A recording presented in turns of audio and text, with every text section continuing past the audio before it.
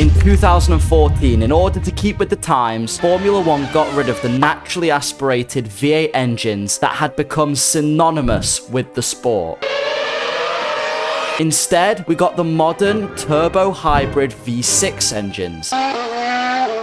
This is because the auto industry as we know it was changing. Hybrid cars were becoming more and more common, and it looked like we were moving towards a future of electrification. So as we neared the end of the 2010s, F1 had a question. Would they swap to fully electric engines? Of course, we all know now that the FIA decided to pick up open-wheel electric series Formula E and keep F1 from being a fully electric series. But by doing this, the FIA may have just saved the world. To understand why though, you first need to understand the biggest scam the car industry has gotten away with in recent years, and that is the electric car.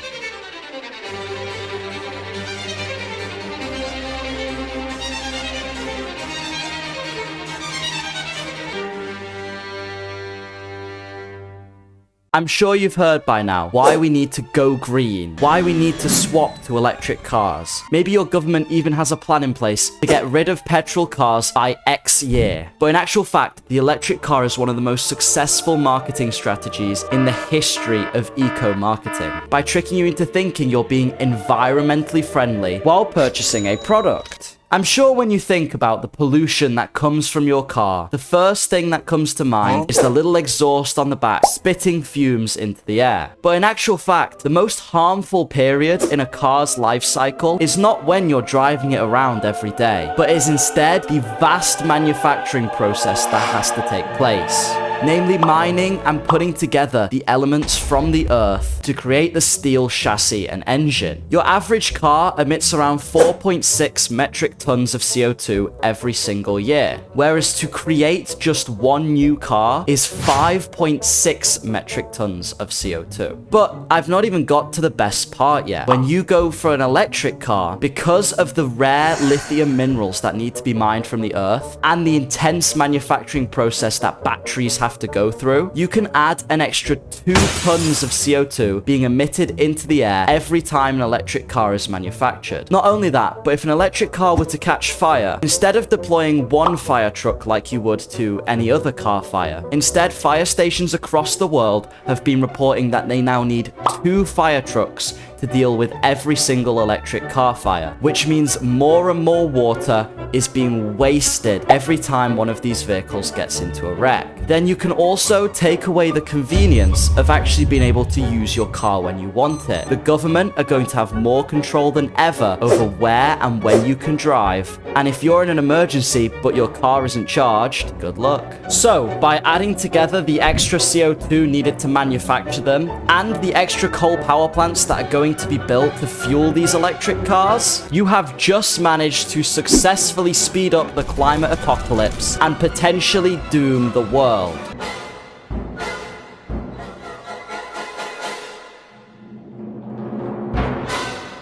So what about Formula E? Well, Formula E is an electric open-wheel racing series, and it's actually the first racing series to be given world championship status by the FIA since Formula 1, and was thought of by the FIA due to the increased demand for electric vehicles. It definitely seems like if we continue to go down the electrification route, this could become a potential rival series to F1 10 to 20 years down the road. But what does Formula E actually do? The cars race around a myriad of street circuits across the world every single year, similar to F1, but the series itself designs to improve and make more sustainable the manufacturing and running of electric cars, which I am not against. I actually think there is some room in our world for electric cars to exist, especially electric supercars, and small, low-powered city cars could actually really benefit from being electrified, but to make them mainstream, as I'll explain later in the video, could be disastrous. And Formula E has helped make leaps and bounds in battery technology. For example, when the series started out, drivers would actually swap cars mid-race because the batteries didn't last long enough. But now each car can run the entire race without running out of battery. There's still some issues, like leading the race too early on is actually a bad thing in Formula E because you're not getting the slipstream effect to save your battery enough. But as the technology gets better and better, this will become less of an issue. However, as you're all probably wondering, how does F1 fit into this? I ask you a question. What is the point of F1? Why every year do 10 teams compete to send fast cars round the track and see who built the best one? Well, although there's reasons like marketing and brand awareness, the main point of running F1 is actually to drive innovation through competition. We've seen many systems being invented and improved upon through F1. And it really pushes teams to think outside the box to extract the most in a tight set of regulations. Massive improvements in the understanding of aerodynamics, ground effect,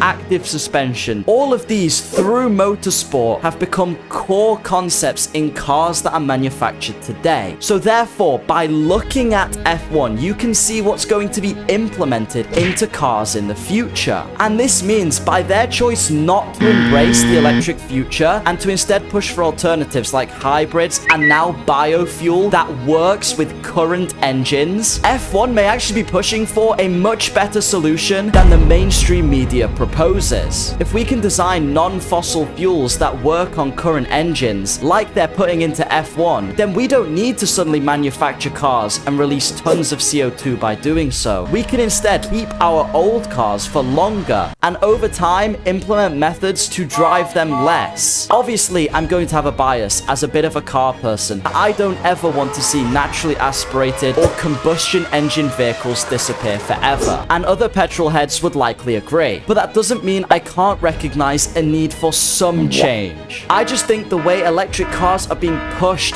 without any of the negatives being considered is very dangerous and will likely not help our climate at all. So as consumers, as companies, as people, I urge you to look at F1. Why have they kept Formula E separate? Why have they not embraced electric vehicles when the sport's whole purpose is about being ahead of the curve? It's because they know EVs are not the way forward. Even alternatives like hydrogen may be the way that we're actually going to end up going. It is yet again slapping a plaster over an open wound, trying to divert the blame from big industries to the person. So stay ahead of the curve. Share with as many people as you can what is actually happening and why we shouldn't be buying into the electric car scam. Look to F1, look to motorsports. The 911 GT3 Porsche Cup was even running on renewable biofuel in 2021. So this is nothing new and it's not going anywhere. It's only going to get bigger. The best way to defeat electric cars is to stop wanting them. If we stop buying them, if we stop creating a demand, the supply will follow suit and diminish. We have to show that we want a demand for the things that actually matter. Thank you for sticking through to the end of this video and seeing how F1, motorsports, and the car industry as a whole is going to drastically shape our future. If you did enjoy it, please subscribe. I'm a very small channel and it really helps me a lot. There's a membership option if you'd like to support the channel like this man has right here. Goodbye.